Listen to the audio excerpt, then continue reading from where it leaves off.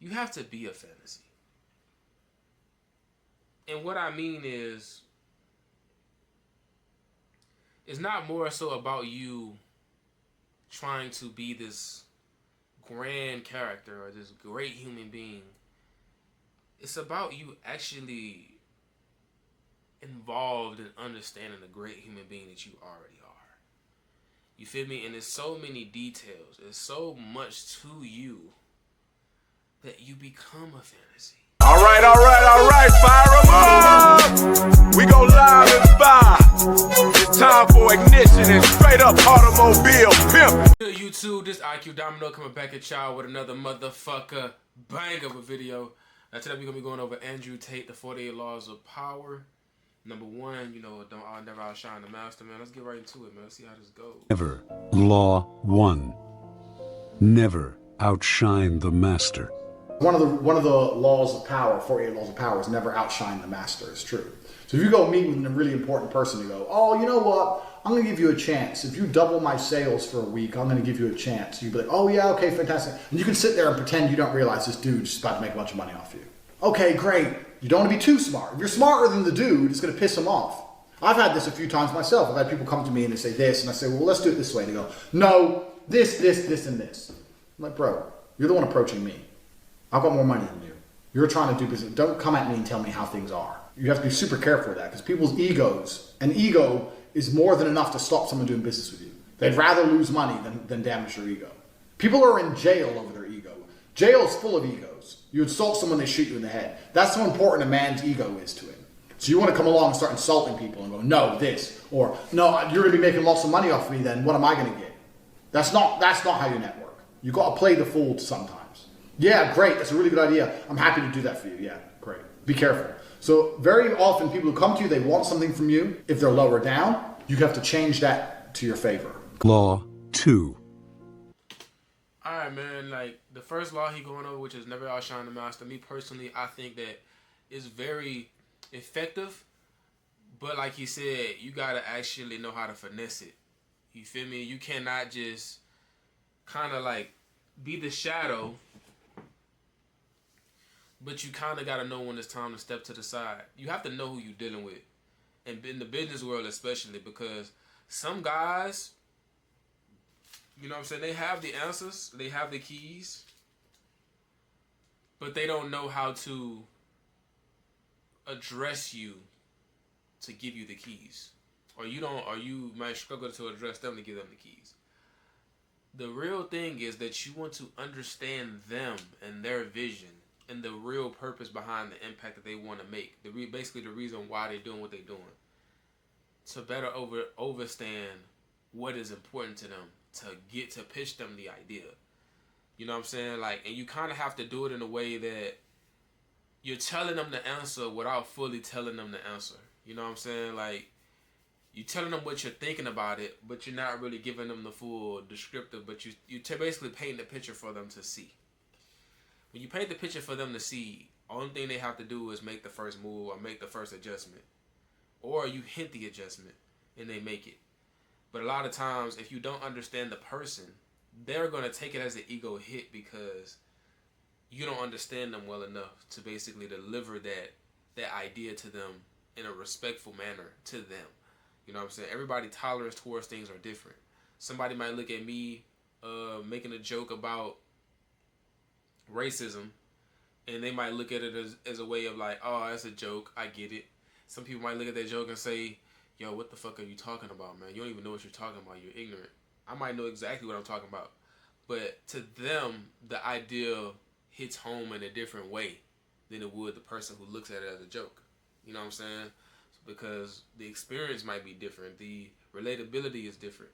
So you have to know how to deliver that shit to people in a way that's impactful in their minds. You feel me? Never put too much trust in friends. Learn how to use enemies. This was when I was young. I was about 23 years old. I had a new girlfriend. Her name was Carrie. And her ex-boyfriend, I stole her from her ex-boyfriend. And if you're a man, you understand that no woman's truly single. You're always stealing her from some other guy, or she's still half talking to her. If they're beautiful. Oh, bro, she's half talking to her ex, or she's dating 10 guys. Or always out competing other men, right? So stole her from some dude. Dude got heartbroken. Had no emotional control, like all the things we talked about. I was at her house. My car was outside her house. I was with my boy, Tony, my ex-friend. Me and Tony are in her house. She's talking to her friend. I'm talking with Carrie. We're all having fun. It's Friday night. 4 cars pull up. Boom, boom, boom, boom. These 6 guys get out with hammers. Knock on the door. It's her ex-boyfriend. Carrie starts panicking. He's crazy. He's crazy. I was like, listen, relax. I go outside with Tony. There's 6 guys with hammers. It's me and Tony, right? And they say, he goes, bro, I don't even give a fuck about Carrie, but you're going to say sorry to me. I said, sorry for what? Because you stole my girl, you're going to say sorry.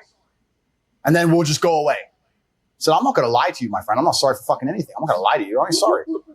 And then my friend Tony next to me, and when I said that, I swear to God, when I said that in real time, because I don't take my eyes off the enemy, right? There's 6 of them, but they're all facing me directly. So I was looking in their eyes directly. When I said that, I saw all of their eyes go, shit. You ain't going to say sorry. So now we have to actually attack him with hammers. Do we actually want to attack him? At the time, I was British kickboxing champion. I was known in my town. They knew it was going to be messy, right? And I had one hand behind my back as well. I had nothing in it. I had nothing in it. Who knows what's back there? You had to do something, right? So they're looking at me and they're like, fuck's sake. We thought he'd say sorry and he didn't. Now what do we do? And Tony pipes up. Fucking dickhead Tony.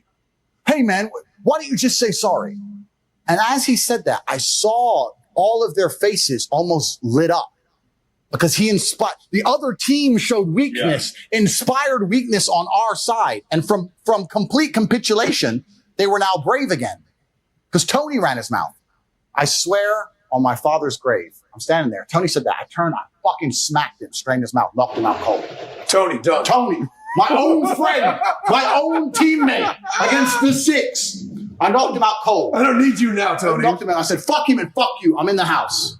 And I walked in the house and I saw them all stand around outside with hammers, look at Tony asleep, and go back in the cars and fuck off. Law 6. I ain't gonna lie, that's a very effective way to use that motherfucker. I ain't gonna cap. I have no story to that extreme, but I will say this: you do have to know how to use your enemies more than you use your friends. You feel me? Because a lot of times, and especially in the 48 Laws of Power, it's all about understanding fear and how fear and emotions push people to move the way that they move, right? So what you really have to understand is this. The best scenario I really can paint is the military. One of the biggest fearmongers in our unit, which was a guy who kind of trolled and he kind of just shit talked everybody, but he was such an asshole that everybody always listened to him. You know, he was kind of somewhat of a bully, you could say, in the unit. The moment that me and him got into a confrontation, and he saw that I was willing to fight him, he stepped out my way. You know, we had a little argument, and I was prepared to fight him. In my mind, I was already fighting him. In my mind, it was like, we about to go there, I can tell. But he didn't want to go there. From that moment, I had 100% respect from everybody because I faced an enemy. And I kind of like, you know, because he was such a guy that everybody somewhat feared, he bullied everybody, he trolled everybody, and he folded to me. So it's kind of like everybody that even had an idea of wanting to face me, it died in them. You feel me? Like, in real life died in them. Like, even my captains wasn't confronting me. No one was confronting me anymore after that day. You know what I'm saying? Because it was like he was such a giant. And I was a giant too. But he basically confronted the giant. You know, it was like 2 giants facing off.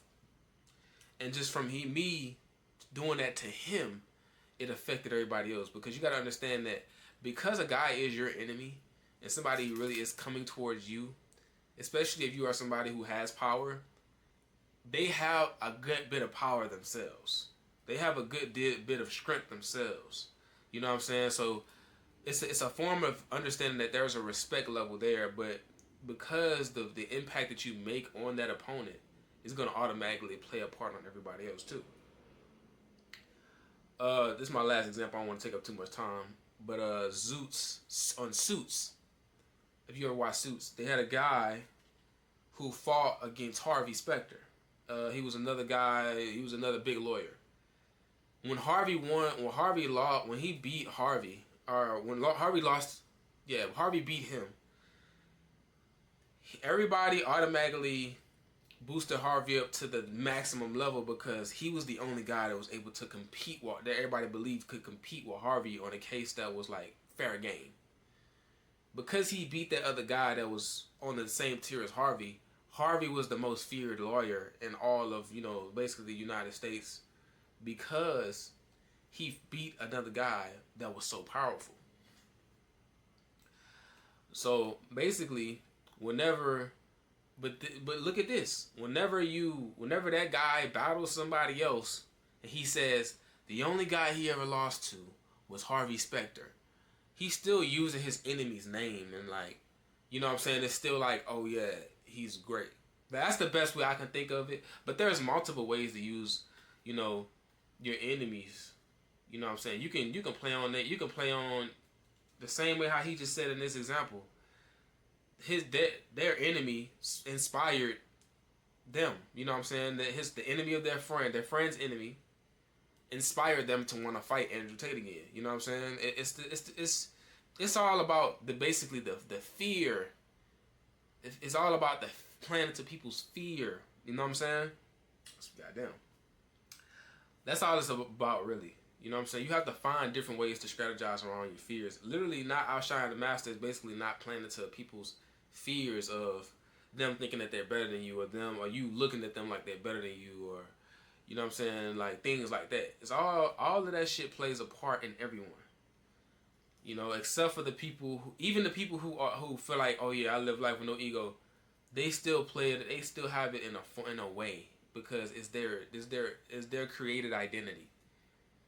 As humans, for you to have no identity, you have to not be around anyone. You have to not be around anyone for a great deal of time. And when you go around people, you have to like not have no type of negative feedback from your experiences. Everyone has negative feedback from their experiences because we're human. You know what I'm saying? So I just want y'all to keep this shit in mind, man. Court attention at all cost. But you need to find a way to get attention. Because all advertising is buying attention, which is fine. But buying attention is more expensive than getting attention for free. And when I say for free, I mean free financially. Getting attention is still going to take time with your money. But you need to find a way to get attention. I think you already understand this. You already understand viral marketing, no such thing as bad press, blah, blah, blah. But finding a way to get attention is a fantastic way to start generating money. Now, what most people do is, you see a lot of people, they find ways to get attention, but they don't monetize it. So for this, I'm going to put in an example of my Star Wars thread. we're going to start putting it on the screen now. When you look at my Star Wars thread, I said something that pissed off the nerds. You can see I pissed off the nerds. It started to go viral, started to get traction. And for every single tweet afterwards, all I'm trying to do is promote my website. I'm doing it in a funny way. I'm doing it in a way that annoys them. I'm doing it in a way that's going to get some interaction. But I'm still trying to promote my website from start to finish. That is the end goal. Get attention, and then do not be afraid to shamelessly sell. Law 7.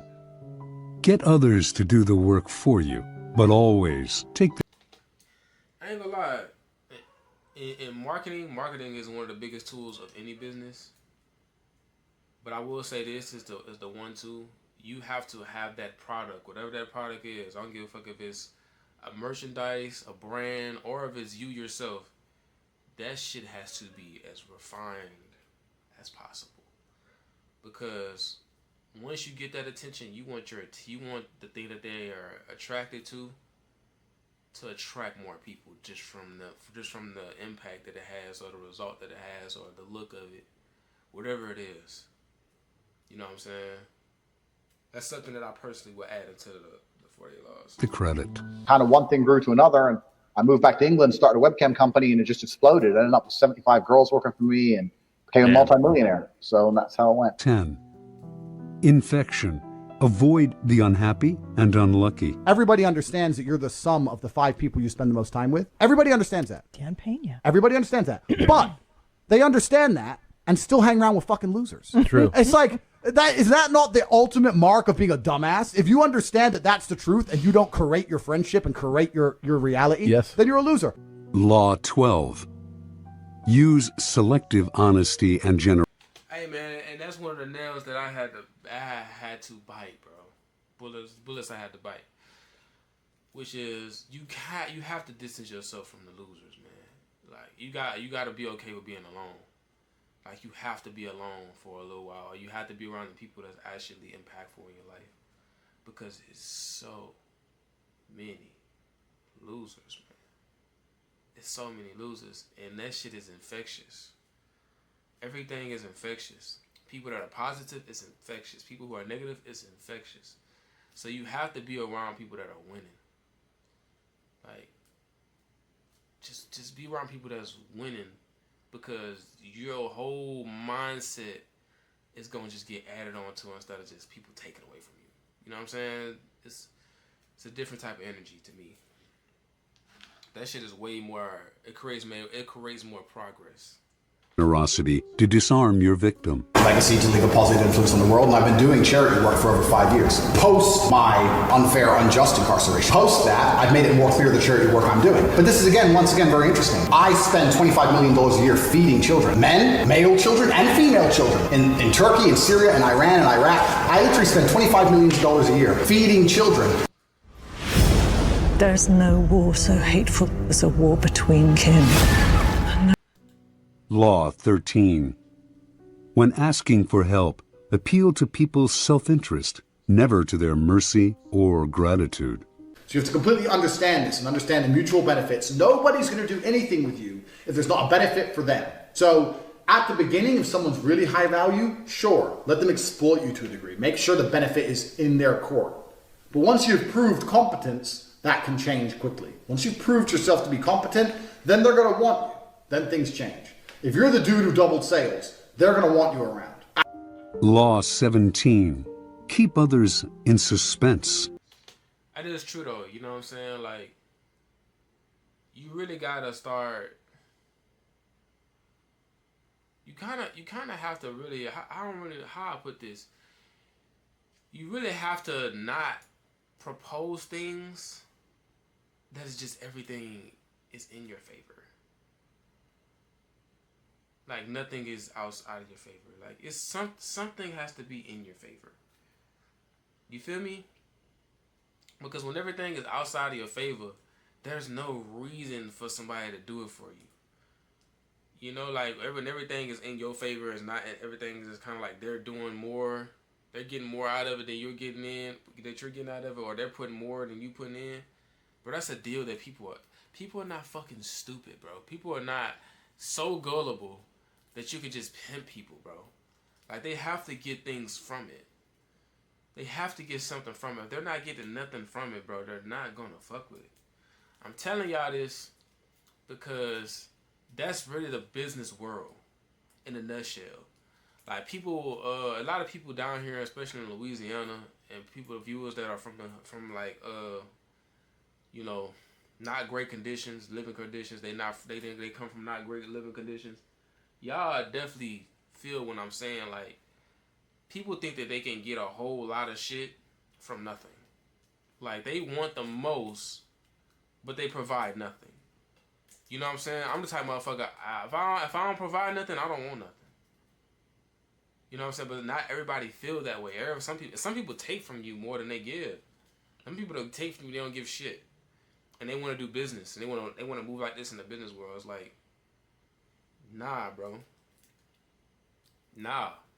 And to be honest, to be 100% honest with y'all, and this for the motherfuckers that's really in the lab, it's honestly better for you to live in a state of abundance where you're giving and you're receiving, but you're trying to give more than you receive, than to be in a state of receiving more than you're giving. Because eventually you're gonna be unfucking great. You're gonna be ungrateful anyway, and you're gonna fuck up what you got. I'm just being honest. And some people, they might not believe that. I'm a strong believer of that. If you're not creating something and you ain't that's giving value, you're essentially taking it away, and eventually you're gonna take away from yourself. It's just how the world goes. Honestly. Cultivate an air of unpredictability. And now that I'm like the most famous rich man on earth, how could I not be one of these people? I'm a climate change activist. This is what I've always wanted to be. So I am now officially letting the world know that I'm a climate change activist. Greta, let's squash the beef. I'm sorry. I'm on your team. I'm going to take a jet to Sweden, and we're going to talk about it. But I'm going to jet back in the same day so we can plan how to make sure that the losers at the bottom don't eat meat and eat the bugs and live in the pods. Then I might jet over to LA, have a conversation with Leonardo. Me and him could talk about climate change for a while. Then we'll jump on one of our jets, or we could take separate jets, it doesn't matter. And we'll fly to the Mediterranean and we'll jump on his yacht and talk about it some more. I better not see any of you, all you fans who come up to me and ask for a photo, all you people who go, oh, Top G, I'm a fan of yours, can I have a picture? If I see any of you fucks with a plastic straw, I'm going to strangle you to death on the fucking spot with my bare hands to save the earth. I'm a climate change activist of the most extreme kind, the violent kind. I'm a violent climate exchange activist. Law 25. Recreate yourself. Man, what the fuck? But you do want to cultivate a mystery. You know, you don't want to speak so much. You don't want to let everybody know what's going on. You know, you kind of want to add a hint of mystery. That's why it's best for you to be concise in everything you do. You want to add a mystery. You want to have a mysteriousness even somewhat to yourself. I'm not saying you don't want to not know yourself, but I want it to be known that whenever you create things, you got to just kind of dance with the unknown. You know, like you kind of have to be so concise on the overall point and the overall meaning of what you're doing that it speaks for itself. And I know that's going to go over a lot of people's head. It went over my head for a long time. But I'm just letting it be known that the more concise you are and the more you're not too into the details of letting it be expressed, the more in depth you're able to go, because not everybody is knowing the direction you're going. You know what I'm saying? They're too busy trying to figure out what the fuck you did the last time.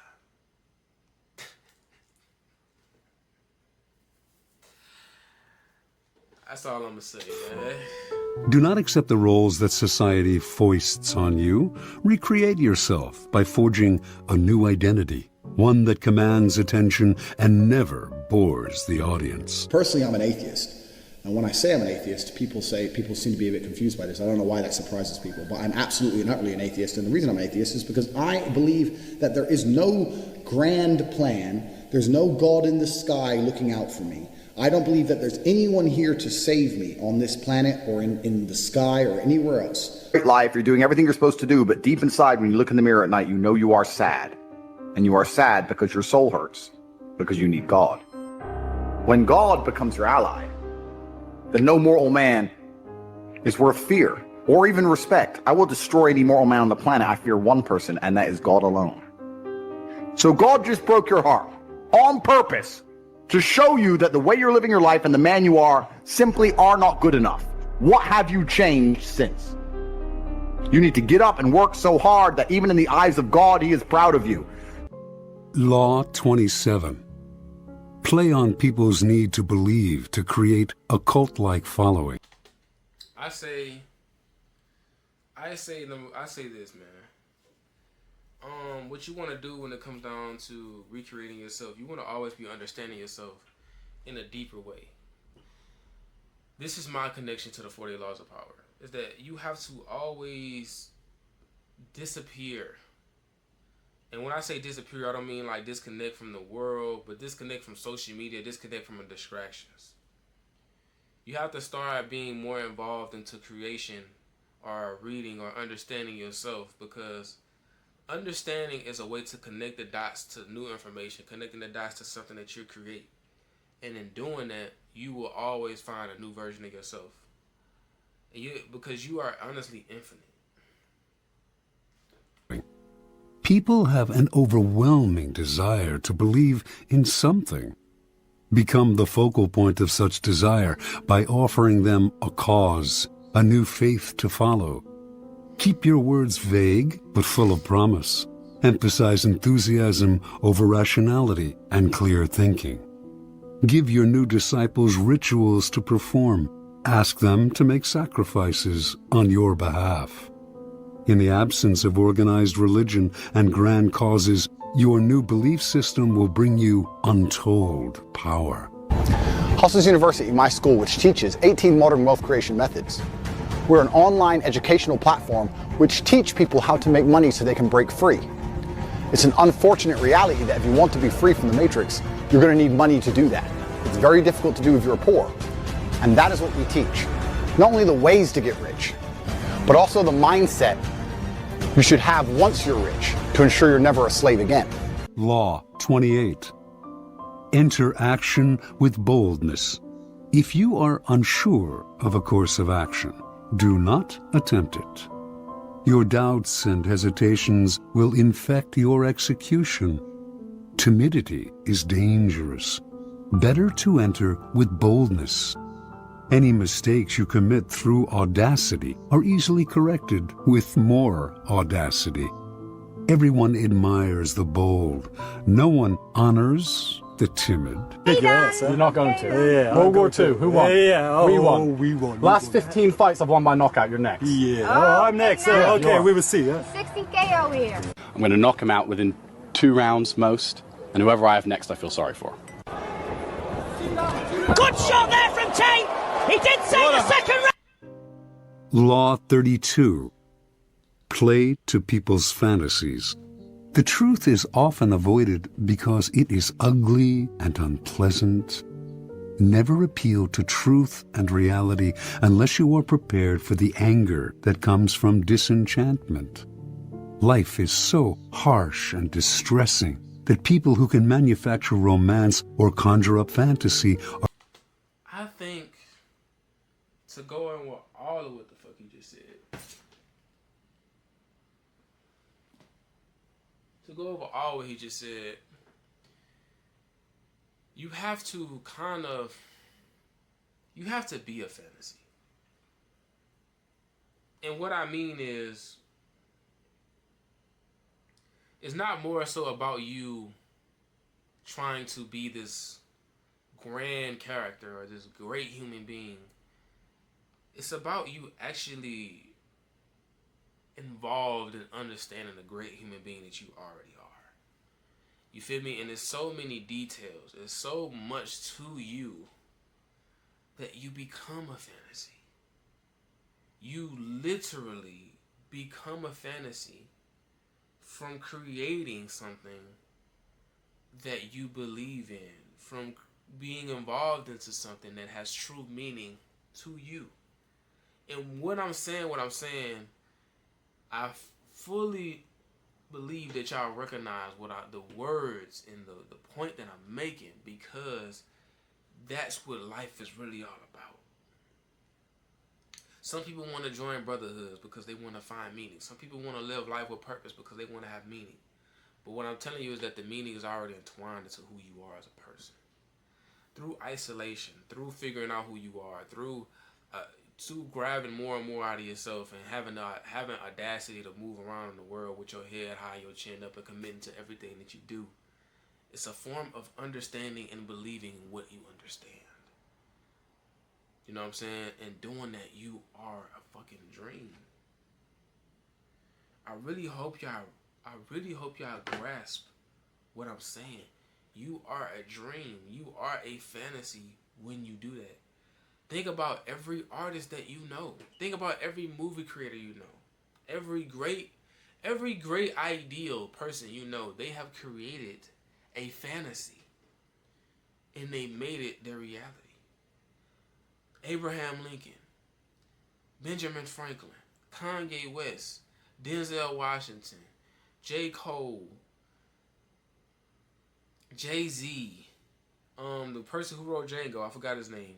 These are people who created things in their minds. And they committed to what they created. Tyler, the Creator. It's hella people, bro.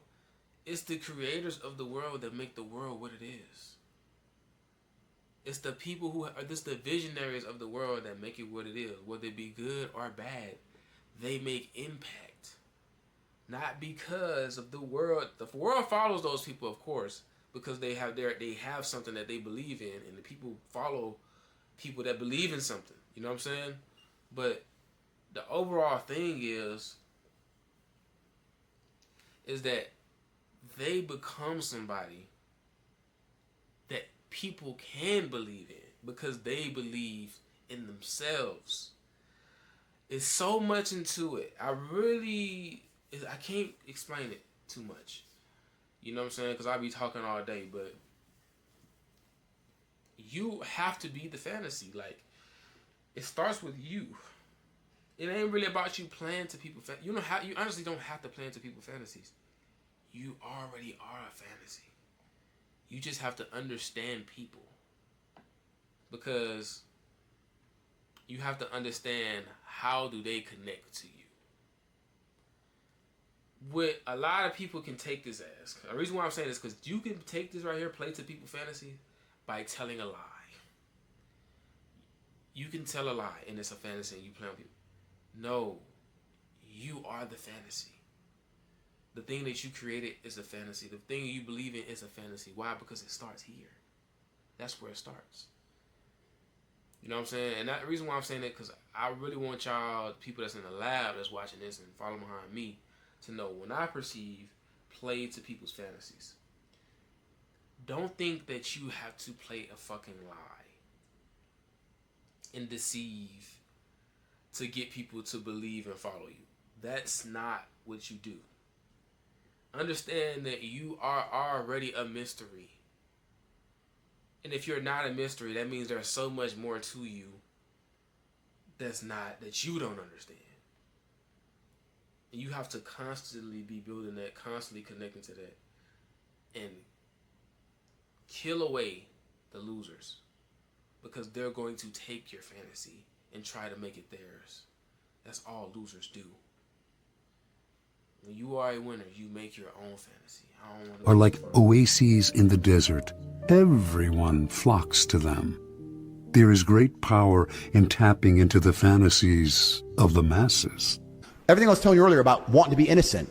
They're saying, oh, I've been here, I've been there. I'm like, shut the fuck up. You're talking to some dude. He doesn't want to hear where you've been. He knows you can't be a 10 talking about how you've been to Dubai to some fucking dude in Minnesota who's fat. He ain't going to ever believe that he's going to get you that way. You gotta lie to him.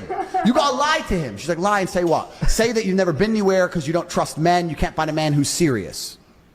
Make him think that if he's serious about you, that nothing else matters. Wow, you gotta put a famoose on it. There's no goal. I can't even be mad at him for what he just said. I know that's fucked up for me to say, but I really can't be mad at him for what he just said because it's so true. Especially if he was pimping. He was pimping. So, it's true. Yeah. That's why I always say, for you motherfuckers who are like so obsessed with women body count, everyone, your main girl has probably already fucked somebody. Probably fucked a couple dudes. Probably fucked more dudes than you know. Probably sucked dicks for fun.